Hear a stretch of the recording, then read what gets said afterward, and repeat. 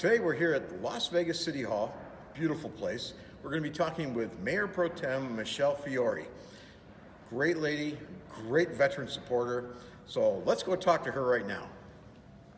Okay, today we are here with a very special interview in City Hall in the Mayor Pro Tem's office, Michele Fiore.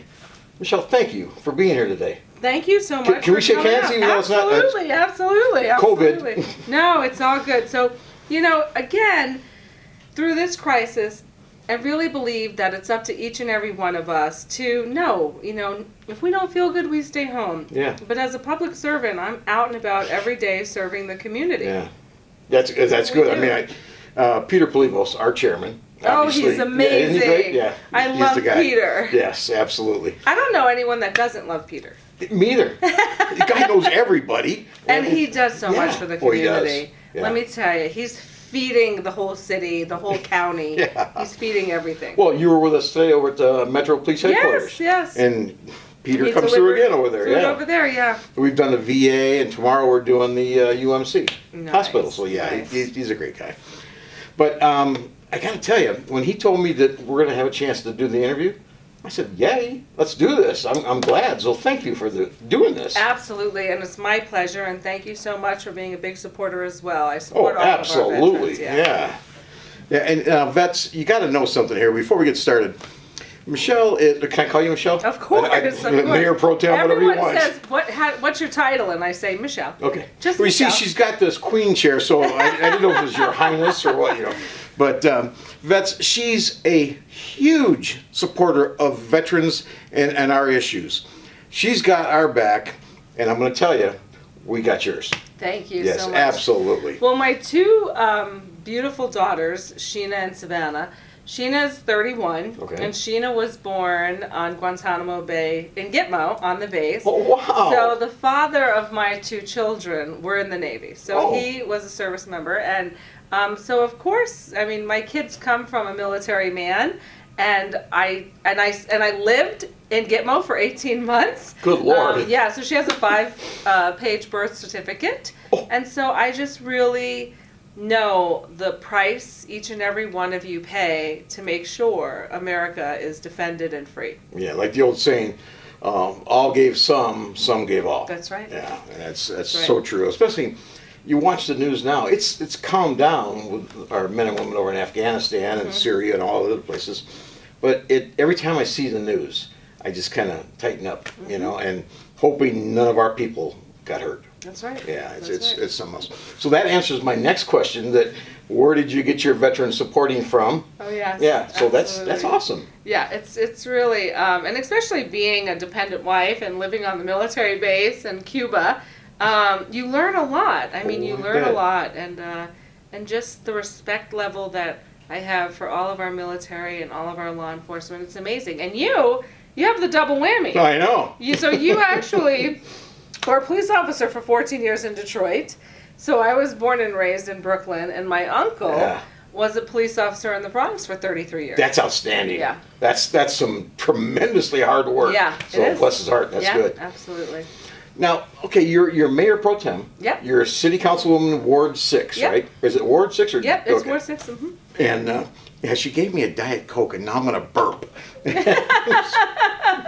But yes, this is how normal our interviews are. Okay. We like to be real. Okay. And we talked earlier about what it took you to get to the spot you're in right now. It took a lot. It took a lot. So a lot of campaigning. Remember that Northwest area was my assembly ward, so I was the former assemblywoman for a specific area of Ward 6. Nice. So, some of my constituents came over with me with the ward, and then the way the lines break off and stuff, then, some of them aren't my constituents anymore. But once you're a constituent of mine, you're always a constituent of mine. Good. So my team said, we really need to look at the city council race. And I said, I don't know. I think I need to take a break from politics because, I didn't want to go back to Carson City. I served 2 terms up there, and that was enough for me. Yeah. And then I ran for other office, and I thought, let's just take a break. And they said, no, you really need to get in this city seat. I said, okay. So we started the campaign, and this was the most brutal campaign, vicious, and every time we got attacked in the mail, then I would counter it with a positive piece. Good. So they would attack me on a great inspirational film I did. And so then I sent out a mail piece inviting, 60,000 people to come watch the film. Yeah. So I would always counter with a positive piece. I think campaigning positively works better than negative. I mean, Good for sometimes you. it doesn't. And when we have to face that, we will. But it takes a lot of work. And then once you become the council person, then you're responsible for the whole ward, of what gets developed out there, what doesn't get developed, what our constituent issues are in different. We have 236 HOAs in Ward 6. Oh, good Lord. And that's just HOAs. Then we have, other communities that don't have HOAs. And so we have a horse rural area out there as well. We have 17 different parks. We have many schools in our ward. Yep. And so in each park we have to take care of if anything's breaking or decaying or even built up. Like we have a BMX pump track coming in. Oh, nice. Yeah. So Floyd Lamb is one of my favorite parks, and it's 660 acres. That's great. And so we threw a BMX pump track out there just so the real bicyclists, the real BMX pump track riders could really get a good ride without hindering horse trails, Yeah, so that's nice. it's been really a lot of work, and our city staff is amazing.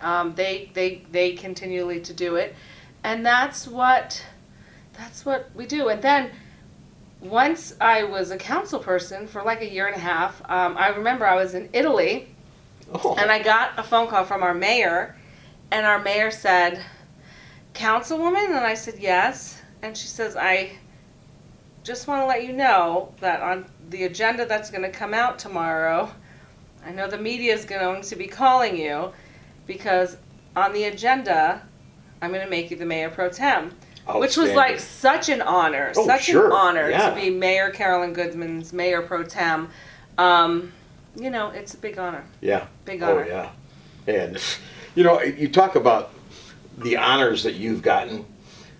I've gone out to Floyd Lamb Park for a number of events out there, and it's just, you pull up and you're like, wow, look at all this stuff. It's amazing. Now, didn't you have a project out there not too long ago? So right now, I have 2 projects right now going on.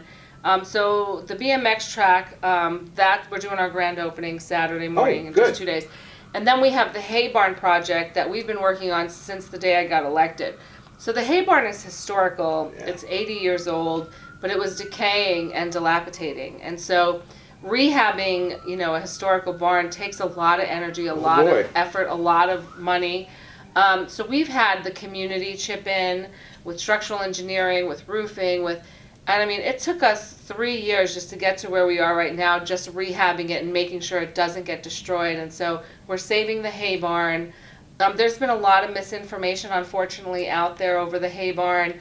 But hopefully the truth always prevails, right? Absolutely it will, yeah. So we'll just get the right information out, and that's it. Everybody I've talked to, and I've talked to a number of people that said they go out there all the time to Floyd Lamb, and they love it out there. But they've told me about you and that hay barn. Yeah. It's all been incredibly positive. Thank you. And that is incredibly hard work. It's a lot of work, and it's hard. And last weekend we had a rodeo out there in the middle of this pandemic. It was socially distanced, and we had 200 horses out at Floyd Lamb Park. And, holy smokes! I mean, it was really an amazing. It was an amazing event. That rivals the National Finals Rodeo that comes out here, right? No. No. Yeah, but I'll tell you, it's all kind of part of it's a rodeo. Oh, sure. So, I mean, it's really, again, it's just amazing. These people are amazing. They are, absolutely. I have some friends that own horses here and in Colorado, and it's the uniqueness of those people. It's real. I really like being around them. They are as cowboys and cowgirls are real as it gets. That term, cowboy up, that's a lot of work. Oh boy, it is. Yeah, it really My is. hat's off to them too, as well. So you got some great people behind you that really think the world of you. Thank you. And like I told you earlier, the vets, we're behind you. Thank you. I mean, and with Peter, he's our chairman, like I said. Yeah. With him at the helm, we can't go wrong. I mean, every time he says, you. "Oh, I know this person," and blah blah blah. I said, Peter, anybody that's a friend of yours is a friend of Voice of the Vet. Yeah. So so that's my personal guarantee to you. And believe me, once I put this out to the vets, get ready to get some phone calls. Oh, thank you. Because you'll get that support. Thank you You so really will. much. That'll be really awesome. Another thing that I know the vets are going to like, all right, is your stance on the Second Amendment. Oh, of course. Yes. So the Second Amendment is just that. It's our Second Amendment. Protecting our First Amendment, Yeah. freedom of speech. Sometimes folks want to, quiet you. Yeah. And that Second Amendment comes in real handy, especially, number one, protection. Yeah. I mean, I know a lot of people talk about the Second Amendment, and it's really for a tyrannical government, for us to protect ourselves against our own government. Sure. And people go, but you're in the government. And I say, yes, I am in the government to make sure this government stays in check. Right. There's other elected officials that, will say, I'm in the government because I love the government, right? I love what our government does. But again, you need folks in the government, elected officials that do a checks and balances with the government as well. Yes. Because sometimes, government, they can get heavy-handed as well. Oh, sure. And we just have to. No, not our government. And that's in the where United votes States. come in, right? Yes, So votes come in. absolutely. So Yeah. when you're an elected official, you vote whether to give the government more of our liberties or to make sure that all of the United States citizens, their liberties are not infringed. Right. So and the Second Amendment is a really big part of that. Yeah, it and is. there are special interest groups out there that fight it every election. Every cycle, there are elected officials out there that would love nothing more than to take that Second Amendment out of the Constitution. Yeah. And these are the things that being inside government gets me closer to the fight. Good. And make sure that our Second Amendment is never hindered or Right. infringed upon. I mean, as a former police officer, I still look at things and I have a worry sometimes about some of these politicians that want to get rid of the guns. Right? All right. Do you think for a minute that the criminals out there are going to say, "Oh, here's my gun, sure"? Yeah. No. They're going to be the ones with all the weapons, and we're going to have Right. nothing. Yeah, no. And so, and when you really think about our Second Amendment and the right to bear arms and the right to carry, how do you stop a bad guy with a gun? Is a good guy with a gun. Yes, And so yeah. you don't go into a gunfight with a knife or any fist. No. You go into a gunfight with a gun. Right. And that's the bottom line. Yes. Yep. Absolutely. Wow, this has been great and informative. Do you want to close with anything topic or anything you want to say? I just want to thank all of our veterans. This weekend is Memorial Day. We have over 2,000 flags that we're giving to the Cub Scouts that are putting flags out there. Nice. And there's several different cemeteries that we're going to that have veterans, because I know Councilwoman Seaman is going to Boulder City. Yeah. And I'm going to be working with some of our cemeteries here in the Good. city. Nice. So, because we have veterans in all cemeteries. Yeah, yeah. Now, we're going to be out there in Boulder City. Good. We are, the Voice of the Vet, and the Purple Heart Group. Yep. And that you met today. And then, but you know what they told me? They want me to be there at 6:30 in the morning. I heard that. I mean, really, who gets up that early anymore? I do. Yeah, I know. That's why I said it. But being retired, I kind of like to sleep into maybe 8. Yeah. Never happens. Yeah. Which is fine. Yeah. But, well, thank you so much. Thank you for so you much. being you and all that you do. We think you are outstanding. Thank you so much for your support. We're always there for you. Thank you. Like they say in the military, we got your 6. Thank Yeah, you. all right. Thank you so much. All right, there you go. Right here in the Mayor Pro Tem's office. It's fun. You should see this place. I'm going to take some pictures if you don't mind. Absolutely. I mean, yeah, it's nice. It's feng shui and everything. So thanks for tuning in, and stay tuned for the next show. Thank you again. Thank we you appreciate so you much. big time. Absolutely. All right. Have a great day, everybody. Thank you.